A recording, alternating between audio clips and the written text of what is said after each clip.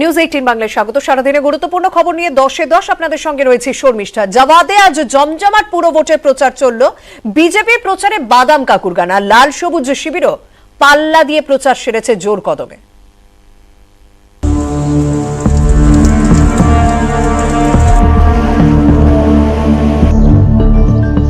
জাওয়াদের জেরে কলকাতায় দিনভর বৃষ্টি, তারই মধ্যে ভাইরাল গান নিয়ে পুরো ভোটে জমজমাট প্রচার। আমার কাছে নেই কবু ভাজা বাদাম, আমার কাছে আছে শুধু কাঁচা বাদাম, আমার কাছে আছে শুধু ক্ষীরে ছানা ভাজা, আমার কাছে আছে শুধু ক্ষীরে ছানা ভাজা, আমার কাছে নেই কবু তোলা সিন্ডিকেট, আমার কাছে নেই কবু তোলা সিন্ডিকেট, আমার কাছে আছে শুধু উন্নয়ন টিকেট।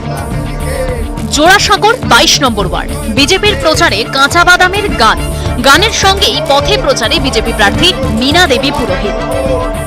আমার কাউন্সিলর হওয়ার পরে পানীয় জল ছিল না এখানে, যে পানীয় জল বাড়ি বাড়ি পৌঁছে দিলাম।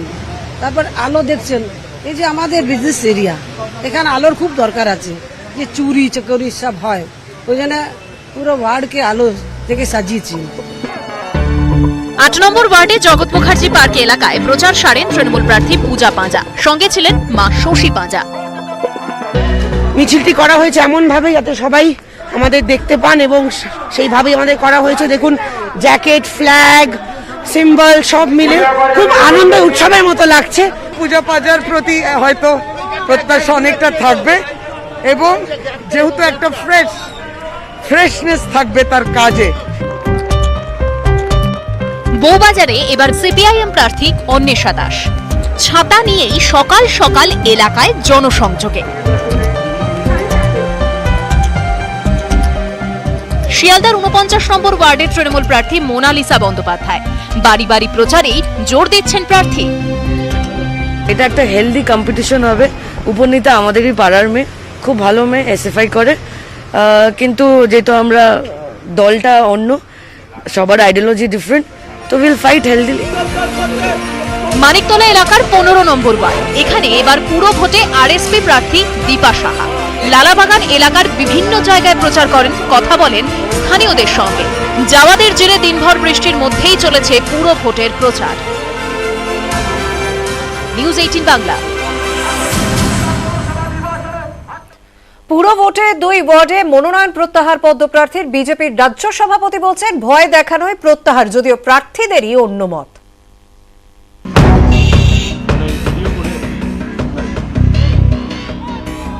মনোনয়ন প্রত্যাহার করেন 2 বিজেপি প্রার্থী।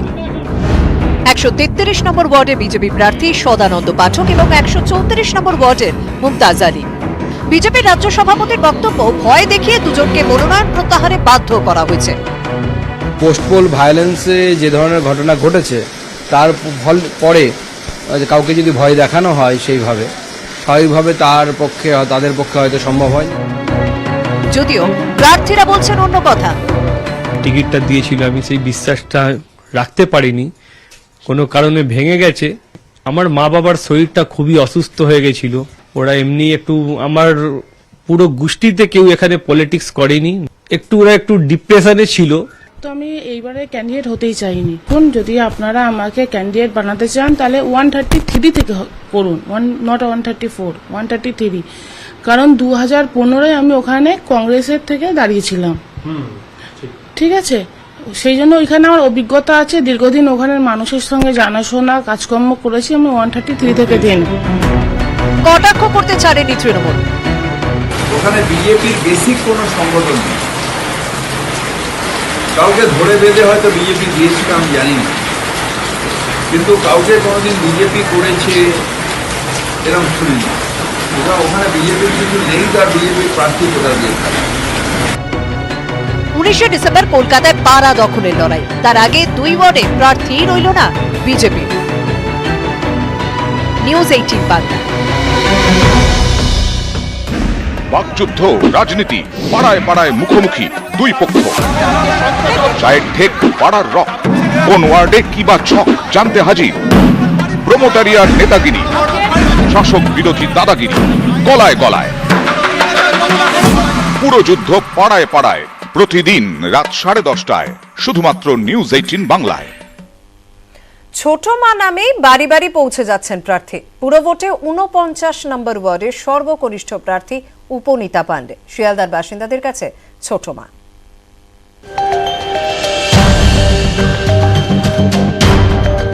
শিয়ালদার ৪৯ নম্বর ওয়ার্ড পুরো ভোটের লড়াইয়ে এই ওয়ার্ড বয়স্ক প্রার্থী দেখেছে, এবার দেখছে সর্বকনিষ্ঠ প্রার্থী। এই নিয়েই জোর চর্চা। ৪৯ নম্বর ওয়ার্ড মহিলা সংরক্ষিত। গত ৩ বার জয়ী হয়েছেন তৃণমূলের অপরাজিতা দাশগুপ্ত। বুড়িমা নামে তিনি সকলের কাছে পরিচিত ছিলেন। কলকাতা পুরসভার ৫ নম্বর বড়োর চেয়ারপারসন ছিলেন অপরাজিতা দাশগুপ্ত। মাথায় সাদা চুল, লোকে তাকে বুড়িমা বলে চিনত। করোনায় চলতি বছর বুড়িমার মৃত্যু হয়। পুরো ভোটে এই ওয়ার্ডেই এবার সর্বকনিষ্ঠ প্রার্থী সিপিআইএম এর উপনীতা পাণ্ডে। ২৪ বছরে বাম প্রার্থী পরিচিত হয়ে উঠেছেন ছোট মা নামে। ছাত্র আন্দোলনের সাথে যুক্ত ছিলামই, কিন্তু ভোটেরও কাজ করেছি। এর আগে বিধানসভা লোকসভা ভোটে কাজ করেছি, কিন্তু প্রার্থী হতে হবে ভাবিনি। জল আসছে না, টাইমের ঠিক ঠিকানা নেই। তাছাড়া রাস্তায় দেখবে গঙ্গা কল, প্রচণ্ডভাবে জলগুলো অপচয় হচ্ছে, সেই জলগুলোকে ইউটিলাইজ করা যেত। ব্রাহ্ম গার্লসে পড়াশোনা উপনীতা। যাদবপুর বিশ্ববিদ্যালয়ের স্নাতকোত্তরের ছাত্রী। রেড ভলান্টিয়ার্স এর হয়ে কাজ করেছেন। এবার পুরো ভোটে প্রার্থী। প্রতিদ্বন্দ্বী তৃণমূলের মোনালিসা বন্দ্যোপাধ্যায়। পিসি যেহেতু রিসেন্টলি কাজ করে গেছে, তার একটা প্রভাব তো রয়েছে। আর তার সাথে আমার ফ্যামিলির পরিচয়টাও খুব ম্যাটার করেছে। আমি ওকে অ্যাপ্রিসিয়েট করি যে ও দাঁড়িয়েছে। একটা হেলদি লড়াই হবে, তবে না ভালো লাগে। প্রয়াত বুড়িমা অপরাজিতার ভাইজি মোনালিসা। গত পুরো ভোটে এই ওয়ার্ড দেখেছে পিসি ভাইজির লড়াই। মোনালিসা তখন কংগ্রেসে, এবার তৃণমূলের প্রার্থী। লড়াইও এবার জমজমাট। ক্যামেরা অসিত দাসের সঙ্গে বিশ্বজিৎ সাহা, নিউজ 18 বাংলা।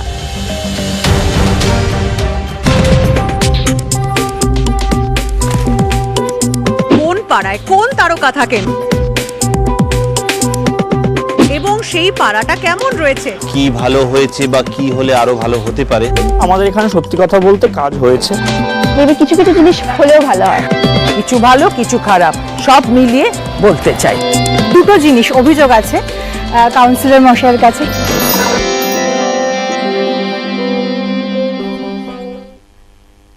মেধা তালিকায় পিছিয়ে থেকেও চাকরি নিয়োগে গাফিলতির অভিযোগ। হাইকোর্টের নির্দেশে মুর্শিদাবাদের স্কুল শিক্ষকের চাকরি বাতিল করল এসএসসি। নিউজ 18 বাংলার হাতে এক্সক্লুসিভ তথ্য।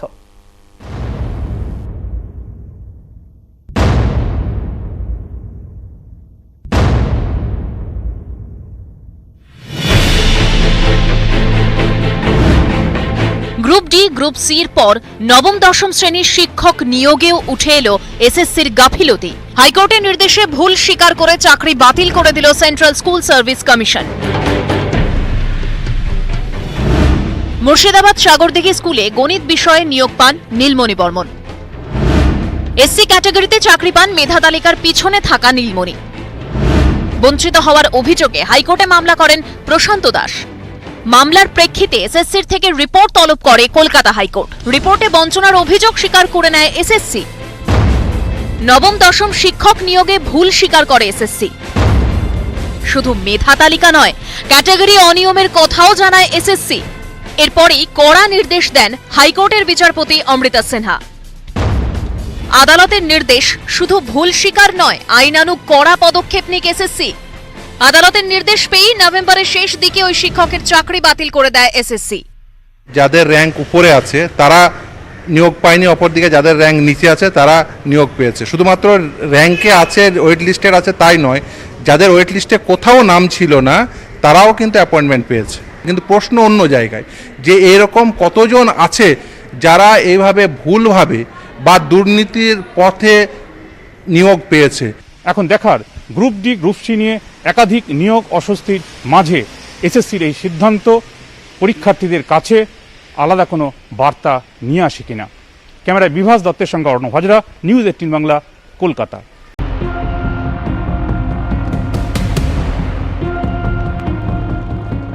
এগিয়ে আসছে জাওয়াদ, তবে জাওয়াদের জোর ক্রমশই কমছে। আবহাওয়া দপ্তর জানিয়েছে জাওয়াদ পুরীর দিকে এগোচ্ছে।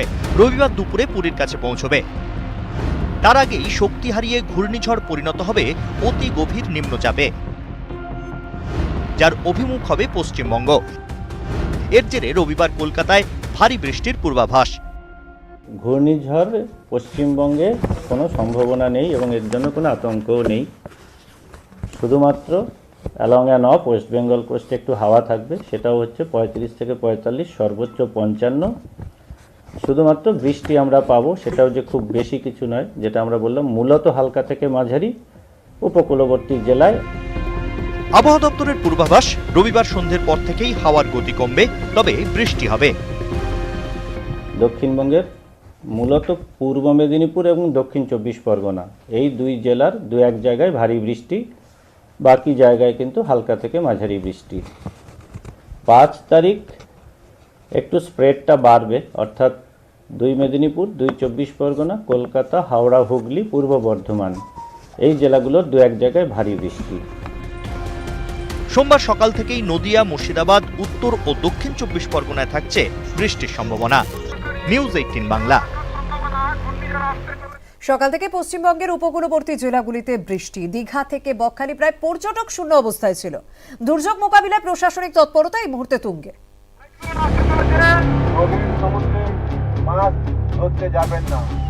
এবার ঘূর্ণিঝড় জাওয়াদ। উপকূলবর্তী জেলাগুলিতে শনিবার সকাল থেকেই বৃষ্টি, সঙ্গে ঝোড়ো হাওয়ার দাপট।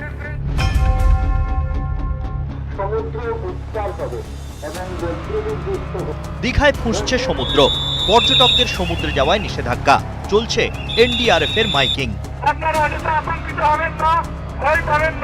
নিকটবর্তী যে শেল্টার রয়েছে সেই শেল্টারে চলে যাওয়ার কথা বলা হচ্ছে। কেউখালি প্রতিটি দুর্যোগে কিন্তু ক্ষতির মুখে পড়ে এলাকার মানুষ। যে ছবি দেখা যাচ্ছে, জল ক্রমশ কিন্তু রূপনারায়ণে ফুলে ফেপে উঠছে। পূর্ব মেদিনীপুরের গেঁওখালিতে প্রশাসনিক তৎপরতা তুঙ্গে। সকাল থেকেই খেয়া পারাপারে নজরদারি।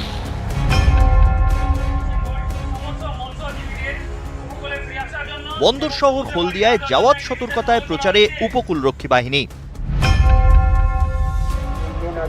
সাগর, নামখানা, বকখালির যে বিস্তীর্ণ তীরবর্তী এলাকা রয়েছে সেখান থেকে 2500 মানুষকে সরিয়ে আনা হয়েছে। বকখালিতে নিয়ম ভাঙার ছবি, নিষেধ উপেক্ষা করে মোহনায়, শাস্তি কান ধরে ওঠবোস। বকখালি ফাঁকা। এদিন সকালেই মোহনা থেকে পর্যটকদের সরিয়ে দেওয়া হয়।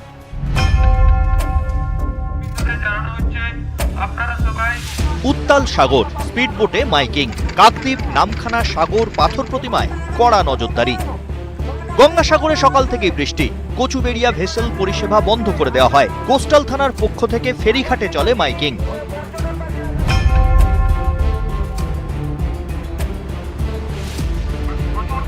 সুন্দরবনের ঝড়খালি, সকাল থেকেই নদী পাড়ের মানুষদের নিরাপদ স্থানে সরিয়ে নিয়ে যাওয়া হয়। দুর্যোগ মোকাবিলায় এভাবেই উপকূলবর্তী জেলায় প্রশাসনিক তৎপরতা তুঙ্গে। নিউজ 18 বাংলা। আতঙ্ক না থাকলেও সতর্ক রয়েছে নবান্ন। কন্ট্রোল রুম থেকে নজরদারি চলছে। দক্ষিণ 24 পরগনা এবং পূর্ব মেদিনীপুরের উপকূল এলাকার মানুষকে সরিয়ে নিয়ে যাওয়া হয়েছে নিরাপদ জায়গায়।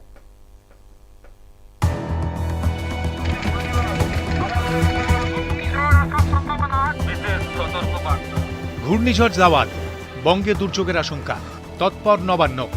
উপকূলের জেলাগুলিতে চলছে কন্ট্রোল রুম থেকে নজরদারি। দক্ষিণ 24 পরগনা এবং পূর্ব মেদিনীপুরে নিচু এলাকার বাসিন্দাদের নিরাপদ জায়গায় সরানো হয়েছে। উপকূলের জেলাগুলিকে পর্যাপ্ত ত্রাণ মজুত করার নির্দেশ দেওয়া হয়েছে। এর আগে ইয়াসের প্রভাবে ব্যাপক ক্ষতি হয় একাধিক বাঁধে, তাই উপকূলের নিচু এলাকার বাঁধে নজরদারির। নাগাল্যান্ডের সন্ত্রাসবাদী ভেবে নিরাপত্তা বাহিনীর গুলি, আর সেই ঘটনায় 13 গ্রামবাসীর মৃত্যু হয়েছে, এক জওয়ানেরও মৃত্যু হয়।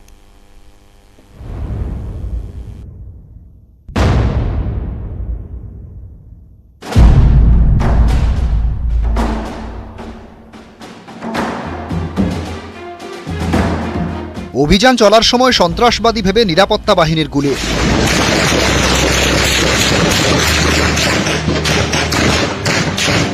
একাধিক গ্রামবাসীর মৃত্যু। উত্তপ্ত নাগাল্যান্ডের মন জেলা। সন্ত্রাসবাদীদের ধরতে অভিযান চলছিল তিরু এলাকায়। কয়লা খনি থেকে ফিরছিলেন কয়েকজন গ্রামবাসী। অভিযোগ, তাঁদেরই সন্ত্রাসবাদী ভেবে গুলি চালায় সেনা।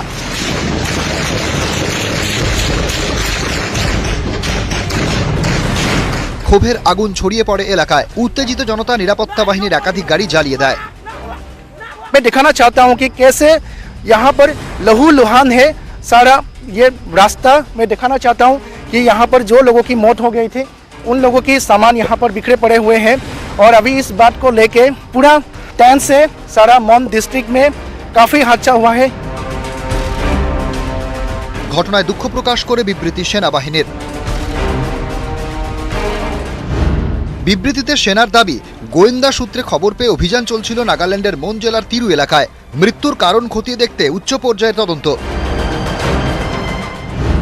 দুর্ভাগ্যজনক ঘটনা টুইট নাগাল্যান্ডের মুখ্যমন্ত্রী নেইফিউ রিওর, সিট গঠন করে উচ্চ পর্যায়ে তদন্তের নির্দেশ। টুইটে নিহতদের পরিবারের প্রতি শোক প্রকাশ স্বরাষ্ট্রমন্ত্রী অমিত শাহর। টুইটে স্বরাষ্ট্রমন্ত্রী লেখেন, নাগাল্যান্ডের মনের ওটিংয়ে দুর্ভাগ্যজনক ঘটনায় শোকাহত, মৃতদের পরিবারের প্রতি সমবেদনা। রাজ্য সরকার সিট গঠন করেছে, যারা প্রাণ হারিয়েছেন তাদের পরিবার যাতে সুবিচার পায় তার জন্য বিস্তারিত তদন্ত হবে। টুইটে শোক প্রকাশ করেন মুখ্যমন্ত্রী মমতা বন্দ্যোপাধ্যায়ও। নাগাল্যান্ডের খবর দুশ্চিন্তার, নিহতদের পরিবারের প্রতি আন্তরিক সমবেদনা, আহতদের দ্রুত সুস্থতা কামনা করি। ঘটনার পূর্ণাঙ্গ তদন্ত করতে হবে, ক্ষতিগ্রস্তরা যেন বিচার পায় তা নিশ্চিত করতে হবে।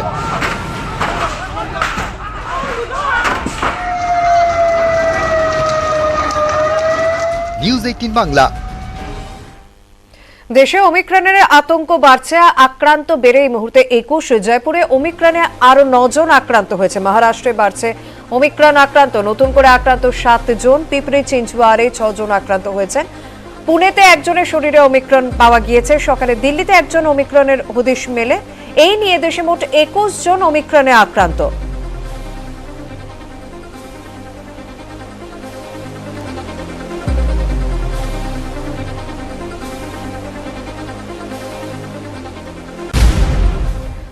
জ্যাকলিনকে দেশে ছাড়তে বাধা দেওয়া হলো। মুম্বাই বিমানবন্দরে অভিনেতা জ্যাকলিন ফার্নান্ডেজকে আটকানো হয়েছে। তার নামে ইডির লুকআউট নোটিশ ছিল। জ্যাকলিনের বন্ধু সুকেশ চন্দ্রশেখরের বিরুদ্ধে 200 কোটি টাকা প্রতারণার অভিযোগ রয়েছে। যে ঘটনায় নাম জড়িয়েছে জ্যাকলিন ফার্নান্ডেজেরও। একটি অনুষ্ঠানে যোগ দিতে আজ দুবাই যাচ্ছিলেন তিনি। লুকআউট নোটিশে জারি থাকায় তাকে আটকানো হয়। জিজ্ঞাসাবাদের জন্য জ্যাকলিনকে দিল্লি নিয়ে যাওয়া হতে পারে।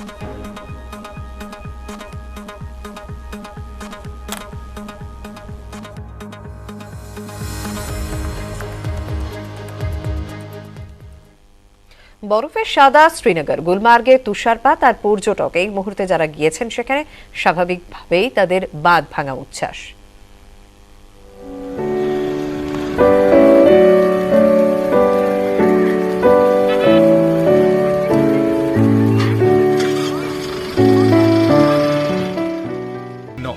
কলকাতা নিয়েও উদ্বিগ্ন প্রশাসন।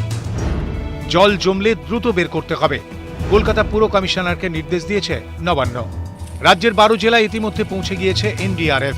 প্রয়োজনে তাদের অন্য জেলায় মোতায়েন করারও পরামর্শ দেওয়া হয়েছে। নবান্নের তরফে বিভিন্ন জেলা প্রশাসনের কাছে নির্দেশ দেওয়া হয়েছে যে নদী বাঁধগুলি যাতে ক্রমশই মনিটরিং অর্থাৎ নজরদারি করা হয়। তার সঙ্গে সঙ্গে ইতিমধ্যেই রাজ্যের 12টি জেলায় এনডিআরএফ মোতায়েন করা হয়েছে।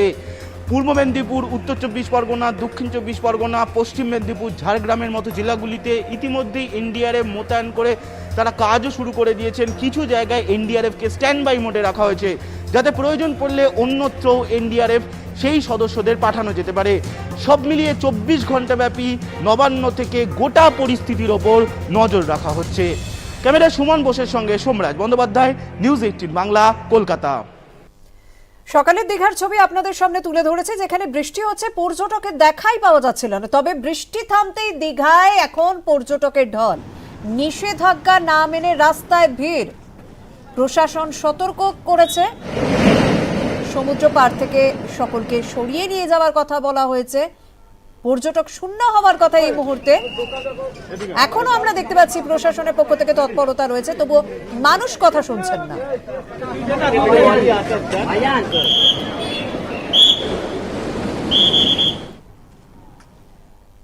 এখন এই বৃষ্টিটা কমাতে একটু ভালো লাগছে। সকাল থেকে তো বেরোতেই পারিনি, মিস করছিলাম দীঘার সমুদ্র।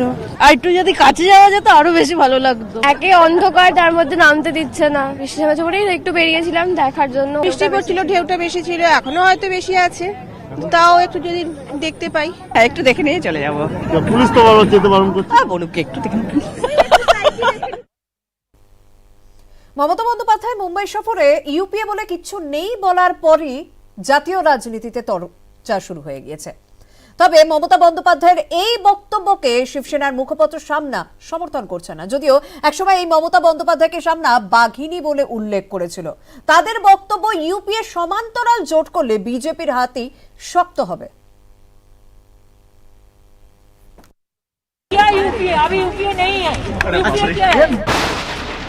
थर्ड और फोर्थ फ्रंट्स का फायदा बीजेपी को ही होता है।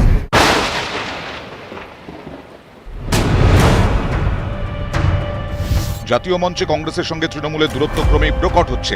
সম্প্রতি মুম্বাই সফরে গিয়ে কংগ্রেস নেতৃত্বাধীন ইউপিএর অস্তিত্ব নিয়ে প্রশ্ন তোলেন মমতা বন্দ্যোপাধ্যায়।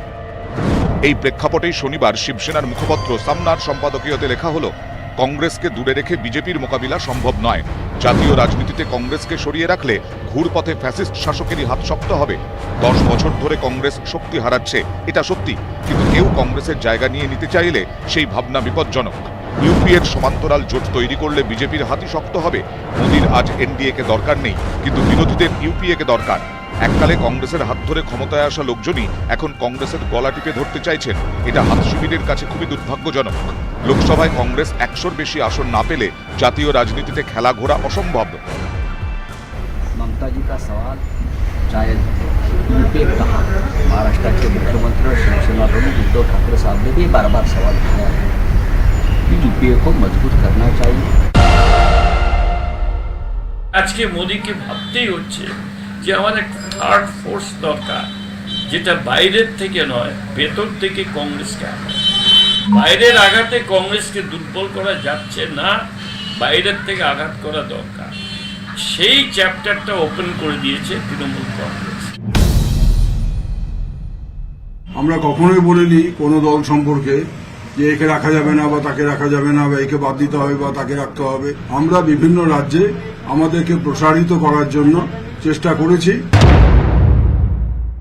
কে সেকেন্ড পজিশন পাবে আমাদের কোনো মাথা ব্যথা নেই। কংগ্রেস পাক, তৃণমূল কংগ্রেস পাক, শিবসেনা পাক, ইউপিএ পাক, ব্যাংক পাক, সাপ পাক, আমাদের কোনো অসুবিধা নেই। আমাদের ফার্স্ট পজিশন ফিক্সড। 21শে বঙ্গে বিজেপিকে আটকে দেওয়ার জন্য তৃণমূল নেত্রীর ভূয়সী প্রশংসাও করা হয়েছে সামনায়। লেখা হয়েছে, পশ্চিমবঙ্গে বাঘিনীর মতো লড়াই করেছেন মমতা বন্দ্যোপাধ্যায়, বিজেপিকে ধরাশায়ী করেছেন। ममता जी ने एक संघर्ष किया, युद्ध किया, जीत हासिल की, वो बहुत ही प्रेरणादायी। 100-র বেশি লোকসভা আসনে বিজেপির প্রধান প্রতিপক্ষ কংগ্রেস, সেখানে লড়াইয়ে কোনো আঞ্চলিক দল নেই। এই পরিস্থিতিতে কংগ্রেসকে ছাড়া জাতীয় স্তরে বিজেপি বিরোধী কোনো বিকল্প জোট আদৌ সম্ভব কিনা সেই প্রশ্ন